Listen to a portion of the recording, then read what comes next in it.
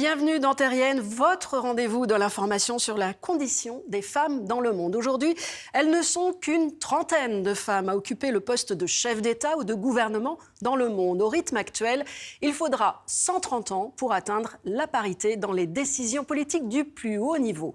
Une question qui sera au cœur du Global Leadership by Women Summit qui se tiendra le 27 novembre prochain à Marseille. Alors, le leadership féminin, concrètement, ça veut dire quoi? Voici la réponse de Chiara Corazza, conseillère spéciale de ce sommet que nous avons pu rencontrer. Ça veut dire que le monde ne peut plus être gouverné par 5 hommes qui décident de la destinée de la planète, des gens, de notre quotidien, du climat, de où on va en matière de nouvelles technologies, d'intelligence artificielle. On a besoin d'une contribution de tous les talents, on a besoin des contributions de tous ceux qui peuvent apporter une contribution positive et donc, bien entendu, aussi des femmes.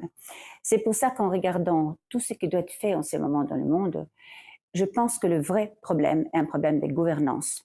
Moi, par exemple, je rêve d'avoir plus de femmes aux tables de négociation. On parle de paix en ce moment. Vous savez, il y a combien de femmes derrière les tables de négociation? 10%. Et pourtant, on sait, médiatrices, négociatrices, 10%.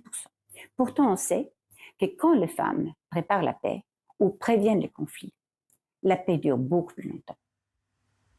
Oui, pour Chiara Corazza, l'objectif est de trouver un système de gouvernance équilibré entre les hommes et les femmes et surtout au plus haut niveau des sphères de pouvoir, politique comme économique. Vous n'avez que 2% des femmes dans le monde qui sont au top management. Et on voit bien que les femmes dans la finance prennent des risques de façon différente, ont une approche différente, que les performances sont souvent meilleures quand elles sont là.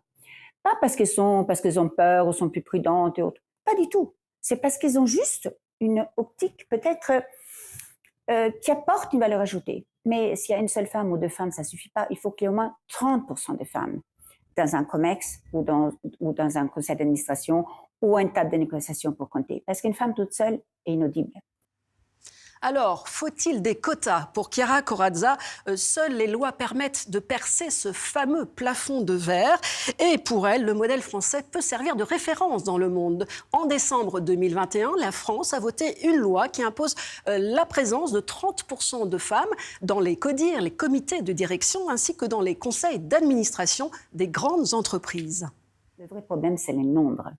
Je vous ai donné des chiffres, mais je peux vous donner beaucoup. Il y a 6% de femmes CEO. 6% dans le monde, femmes CEO. Pourquoi? Elles sont moins compétentes? Non, mais parce que quelque part, le système fait qu'il y a ces fameux plafonds de verre, ou comme on veut l'appeler, il y a ces fameux viviers qu'il faut constituer.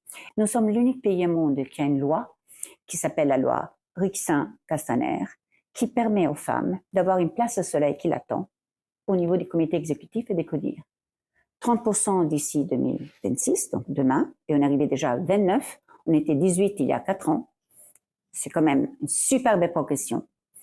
Et 40% d'ici 2029. Ce qui fait que ce n'est pas tellement les quotas qui comptent, c'est le fait de dire tout est possible. Voilà, un dossier à retrouver sur le site de TV5 Monde à la rubrique Terrienne. Quant à nous, rendez-vous la semaine prochaine.